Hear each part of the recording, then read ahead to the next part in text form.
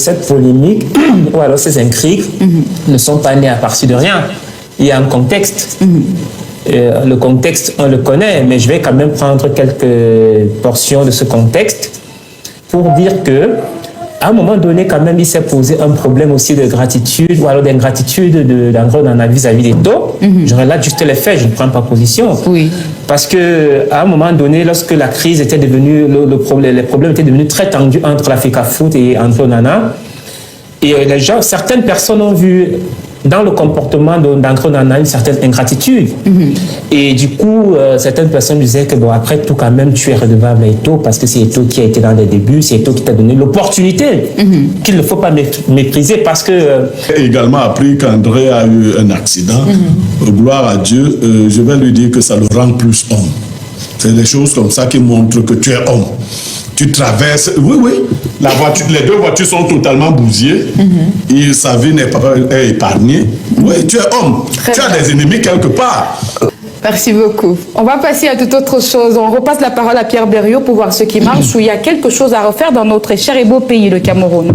Alors, ce que je vais exposer aujourd'hui ou ce matin, c'est pas pour créer polémique, c'est pour féliciter les uns et les autres dans leur esprit d'union, leur esprit d'abnégation, de sacrifice, mais aussi dans la logique d'informer.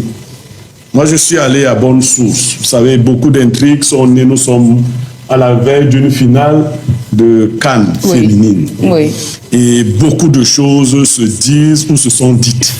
Je suis donc allé à bonne source pour venir informer nos téléspectateurs. Très bien. Relativement à notre merveilleuse gardienne, Mikaeli Bihina. Alors, Mikaeli Bihina est un produit d'Éclair de Sarre. Éclair Football Club de Sarre. Dont le promoteur s'appelle Christian Onana, le grand frère d'André Onana, qui est le président d'honneur d'Éclair de Sarre. Et vous devez même comprendre, il ne faut pas chercher midi, 14 heures pour savoir qui porte Éclair de Sarre.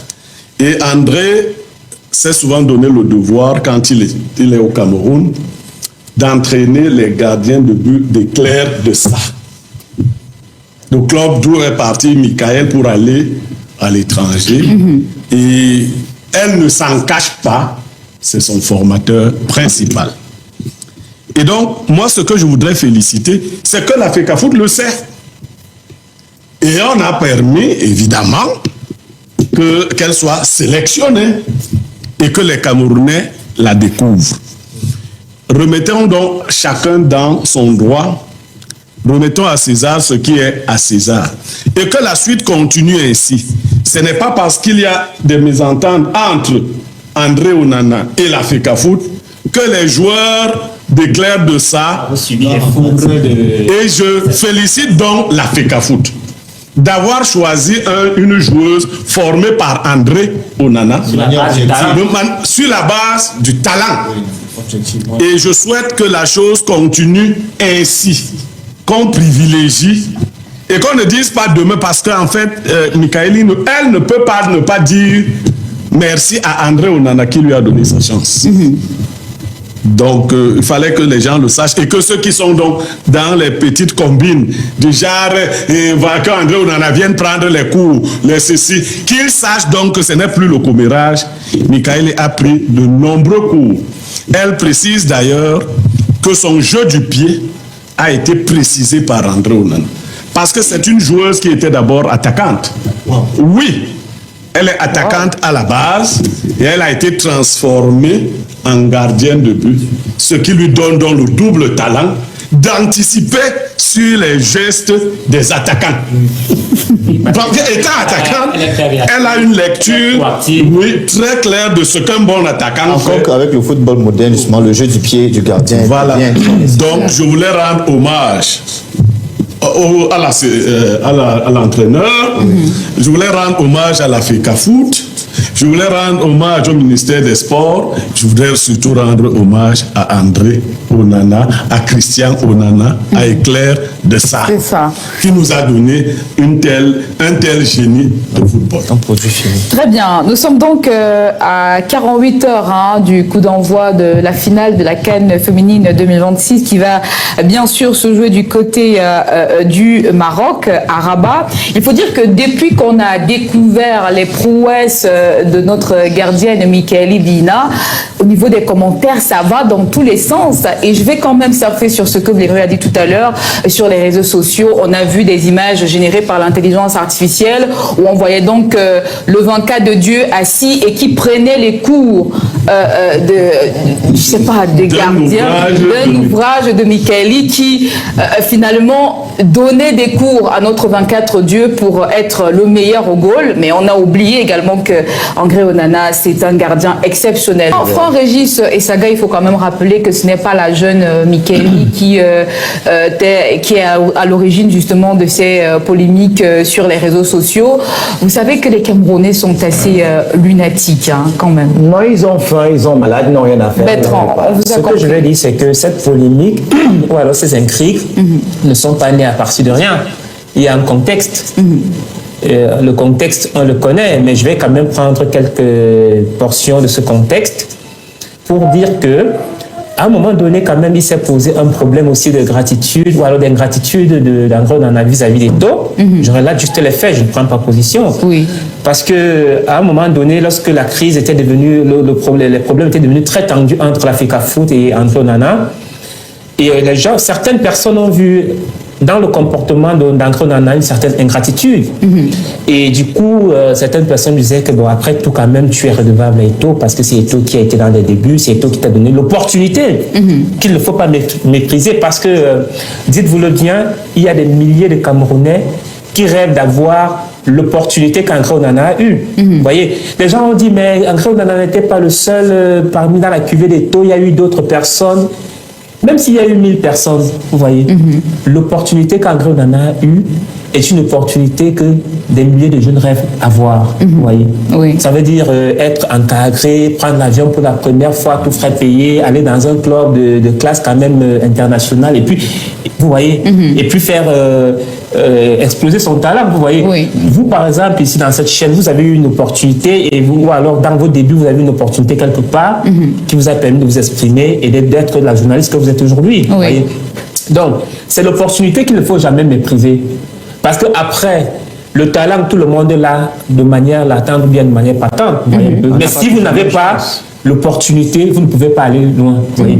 Donc, Christian Onana, le frère d'André Onana, en tout cas, avait dit dans la chaîne télé que non, André Onana, et puis a été dans les clubs d'Eto'o, en fait, a payé des frais quelque part. Mais moi, je dis, quelque part, il avait aussi péché. Parce qu'aujourd'hui, les gens font des intrigues.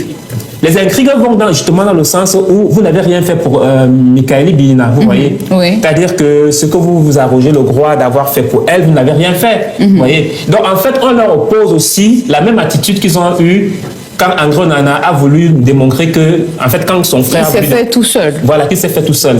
Donc, c'est sous forme d'intrigue, tout simplement. Mais sinon, ces personnes qui intriguent savent bien que Mikaeli est passé d'abord dans un club du BAM, je crois.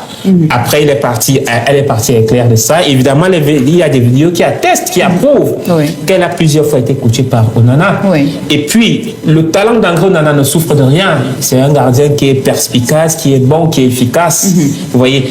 Maintenant, pourquoi les intrigues, on met Mikaeli, on fait des photos, on met Mikaeli en train d'enseigner André Onana? C'est évidemment parce que dans le jeu d'André Onana, à un certain moment ou à une période donnée, on a constaté que André Onana avait des problèmes de concentration. C'est-à-dire qu'il faisait des fautes élémentaires au stade. Il avait des problèmes d'appréciation des balles aériennes, par exemple. C'est-à-dire que quand une balle venait, il avait du mal à la saisir parce qu'il n'appréciait pas bien la trajectoire des balles. Et c'est Mikaeli qui maîtrise mieux la chose aujourd'hui. Quand on voit quand même ses anticipations, on voit bien qu'elle est proactive. On voit bien que dans toutes ses sorties, elle rate rarement ses balles. Dans toutes ses sorties aériennes, par exemple. Vous voyez. Et même dans ses face-à-face, vous voyez, elle anticipe, elle sort, elle couvre les goals. Et ce sont des petites erreurs qu'un gardien comme André Onana faisait, vous voyez un peu, un gardien du niveau d'André Onana faisait, et ce n'était pas forcément de bon augure pour les Lions. Merci beaucoup. Paris, on a également appris ce matin, ça circule sur les réseaux sociaux, que le 24 de Dieu aurait eu un accident du côté de la Turquie. Sa vie n'est pas du tout en danger, mais on lui souhaite prompt rétablissement. Pierre Birogné-Mec, votre mot de fin sur vos affirmations. J'ai d'abord donné un mot à quoi. Oui, vous avez... J'ai exposé le fait. D'accord. Non, et vous avez suivi. Non, je crois que j'apprécie les analyses, mais nous ne prêtons pas souvent attention à la nature de la détérioration d'une relation. Le fait d'avoir donné une opportunité à quelqu'un, vous pouvez vous-même détruire l'image que cette personne avait de vous après cette opportunité que vous lui avez donnée. Vous voyez? Et quand vous analysez les relations humaines, il faut souvent chercher à aller au fond. Moi, je me suis rapproché d'André Onana comme un grand frère pour le gronder, pour lui dire, mais attends, qu'est-ce que... C'est moi qui dois parler à Eto'o, pas toi. Toi, tu es un enfant, tu es petit. Et vous le voyez à la télé, il y a deux individus que je connais comme ça, petit pays, André Onana est timide. C'est un garçon timide. Ah oui, très bien éduqué. Timide et bien éduqué. En général, c'est son frère qui parle.